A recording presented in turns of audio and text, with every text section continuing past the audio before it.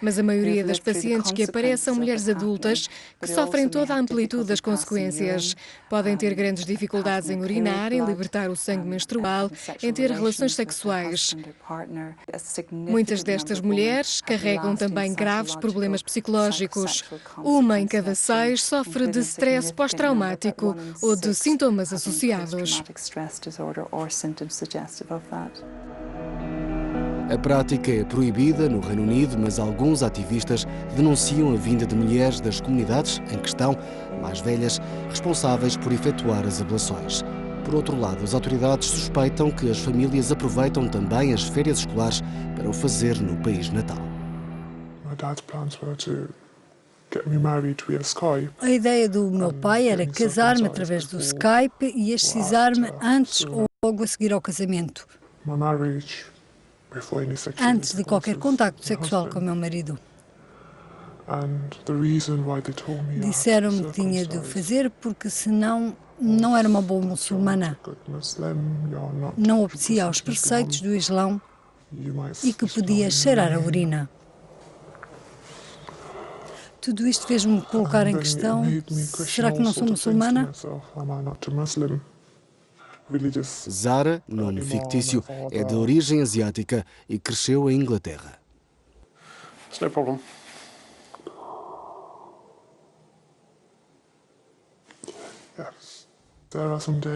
Houve dias em que pensei que o melhor era acabar com tudo.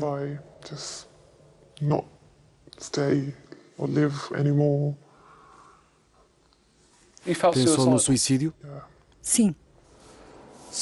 Muitas mulheres e raparigas como Zara sofrem em silêncio. Vivem aterrorizadas com a ideia de ter de confrontar a família e a comunidade. O caso de Zara foi diferente. Ela acabou por revelar as intenções do próprio pai às autoridades. A polícia interveio. Foi emitido um mandado de proteção para impedir a mutilação e o casamento forçado. Aqueles que infringirem esta ordem serão levados perante a justiça. O pai de Zara foi alvo de acusações formais, mas ela disse-nos que optou por não avançar com o processo. Eu quero fazer passar uma mensagem, mas também quero ter a minha própria vida. Não quero perder o meu pai, ele esteve sempre ao meu lado, era o meu melhor amigo, ouvia-me sempre que eu precisava de falar. Perdi o contacto com a minha mãe quando eu era pequena porque ela tinha problemas mentais muito sérios. Ou seja, o meu pai tornou-se a única pessoa com quem eu podia falar e não queria perder isso.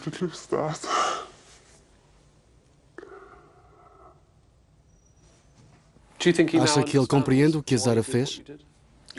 Sim. Acha que ele aceita? Sim, aceita.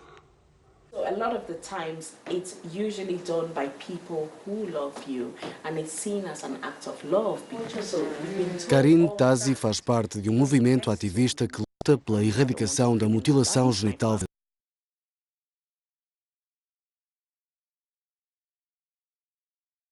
ao ritual.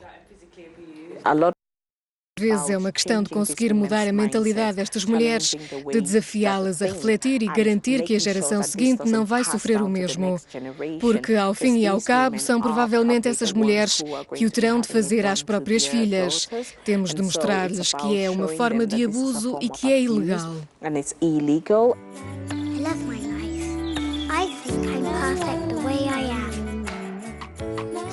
As ações de sensibilização nas escolas britânicas passam por vídeos como este.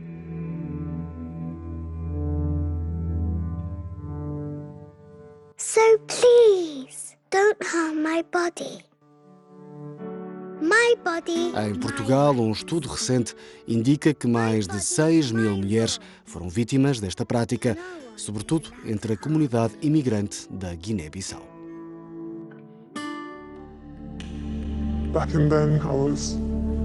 Na altura, lembro-me de me sentir completamente de mãos atadas. Achava que nunca ia conseguir ter a minha própria vida, que ia acabar como escrava de um homem qualquer. Mas aprendi a ter consciência do que pode ser feito e do que não pode ser feito. Sinto que tenho mais poder. Apesar de parecer quase impossível impor-nos contra os nossos familiares, no final também eles vão perceber a mensagem. Vão perceber que a vida pode ser bela. A próxima história passa-se na Bélgica, um dos primeiros países europeus a criar uma lei específica para criminalizar o casamento forçado. A reportagem é da autoria de Valérie Correa.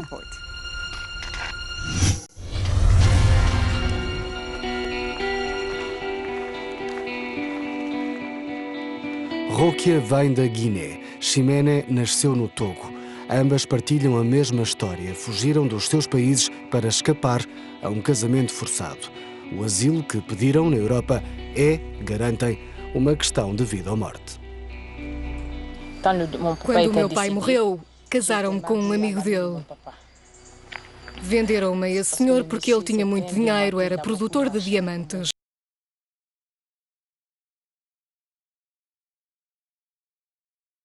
Sofri uma excisão, ainda era muito pequena. A segunda vez foi quando tinha 12 anos. Ele disse-me para fazê-lo uma terceira vez e eu respondi-lhe que não. Já sabia bem as consequências que isso me ia provocar.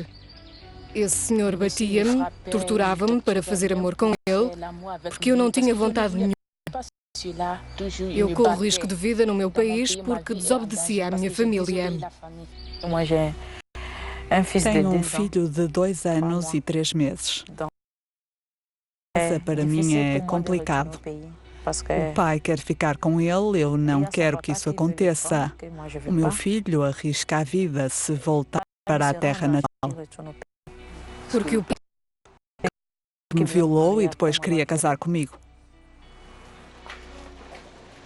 Ximene e Rokia mostram a cara, o que em si mesmo comporta um grande risco. Salientam a importância de dar o testemunho abertamente para evitar que outras mulheres passem pelo mesmo pesadelo. Aliás, participaram numa peça de teatro em Liège, na Bélgica, sobre a problemática.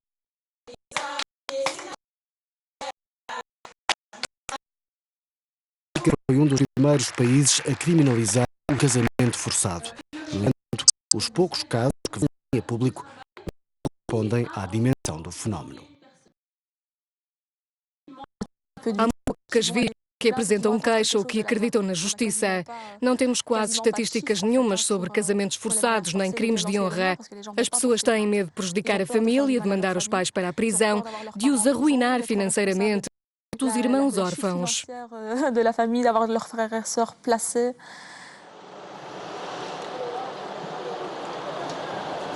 Em Bruxelas, fomos ao encontro de Amina, nome fictício. Há 20 anos, a sua família fez com que o imã de mesquita local organizasse o seu casamento com um conhecido de nós. Dessa forma, ele poderia vir viver para a Europa, uma vez que Amina tem a nacionalidade belga. Ela demorou 8 anos para se conseguir divorciar. As marcas ficam, isto desaparece só porque ele foi embora. Ele contraiu várias dívidas. A casa estava em nome dele, fui eu que fiquei a pagar os créditos. Acabei cercada de problemas. Conseguiu refazer a sua vida? Não me voltei a casar. Para mim, um casamento é um casamento. Há gente que se casa 2, 3 vezes, mas não é a mesma coisa.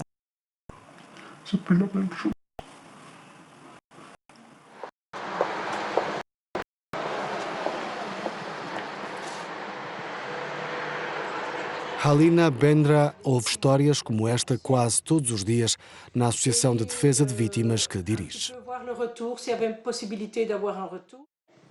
Infelizmente, a maior parte das vezes já é tarde quando as pessoas contactam, porque o casamento já aconteceu e depois, mesmo que teoricamente haja recursos legais, na prática tenho muita pena, mas as vítimas não têm ajuda nenhuma, nada. Algumas das vezes nem sequer sabem onde procurar as informações necessárias. Quelquefois, je dirais même, la personne n'est même pas informée, ne sait même pas où il faut s'informer.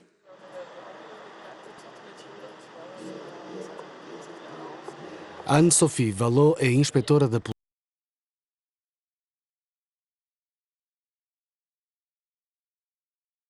polícia em Bruxelas. Trabalha de perto com associações de proteção, nomeadamente das vítimas de casamentos forçados, se encontram numa situação que requer uma intervenção urgente. Vou tentar encontrá-la pessoalmente. Não deixou o número de telefone, nada. estava nada bem. Nós estivemos a ver e, de facto, há registro de queixas no passado. Ela vai precisar de acompanhamento psicológico. A polícia depara-se com as vítimas, sobretudo quando há casos de violência familiar. Muitas vezes apercebemos-nos que se trata de um casamento forçado e acabamos por assistir às consequências disso. Por vezes as mulheres são violadas repetidamente. Também podem ser alvo de outros atos de violência graves. Quando a mulher chega ao fim da linha, quando já não aguenta mais, quando se torna numa questão de vida ou morte, vem ter com a polícia para pedir ajuda.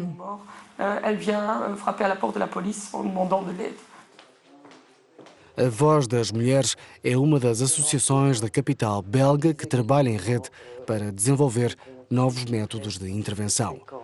Criaram uma linha telefónica de emergência e multiplicam as ações de sensibilização junto do público. Les jeunes ne décident pas pour mariage.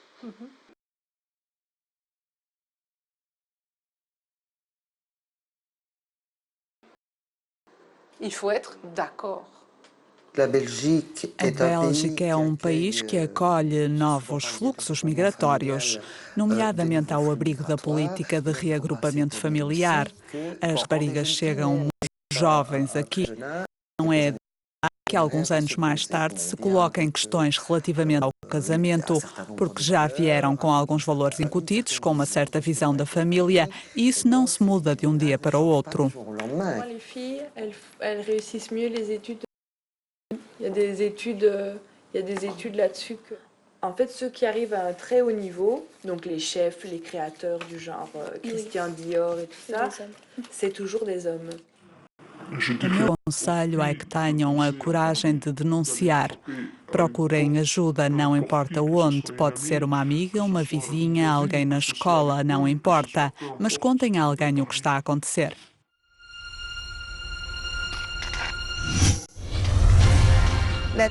Vamos agora falar com Isabelle Gillette Fay, socióloga francesa e ativista contra estes fenómenos. Qual é exatamente a origem histórica deste ritual de mutilação genital feminina? É uma prática que conseguimos identificar já no século VI a.C., o aparecimento das religiões judaica, cristã e islâmica.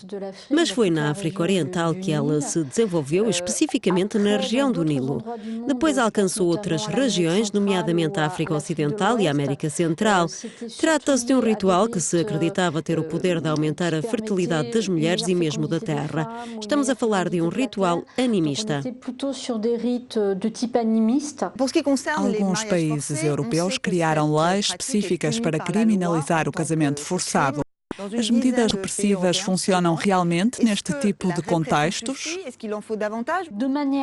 Alterar o comportamento da população alvo deste tipo de problemática implica, por um lado, uma abordagem preventiva centrada nos adultos e, por outro lado, ações de sensibilização focadas nos adolescentes. Nos casos onde nenhuma destas medidas funciona, é de facto necessário passar para as medidas repressivas.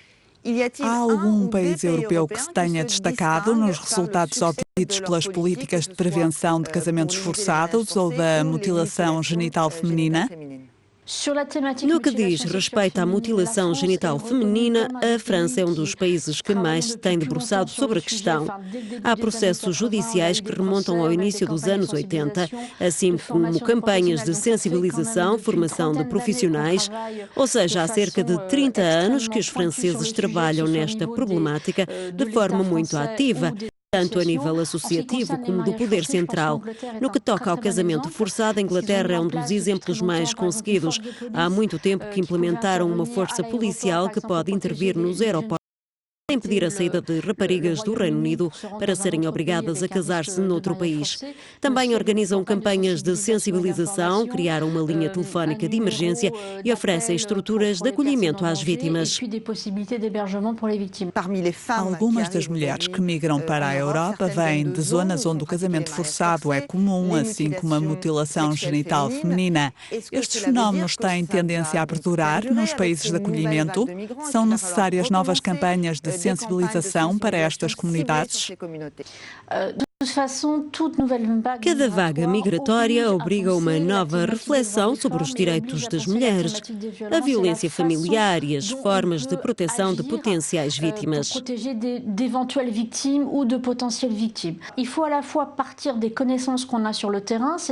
Antes de mais, é preciso conhecer o terreno. Estas pessoas vêm de países onde havia campanhas de prevenção sobre este assunto. Não haveria já nesses países mecanismos de prevenção que possam servir de exemplo e ser aplicados no território europeu?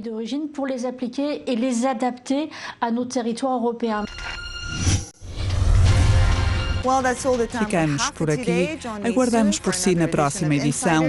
Partilhe as suas opiniões connosco em euronews.com/insiders. Até breve.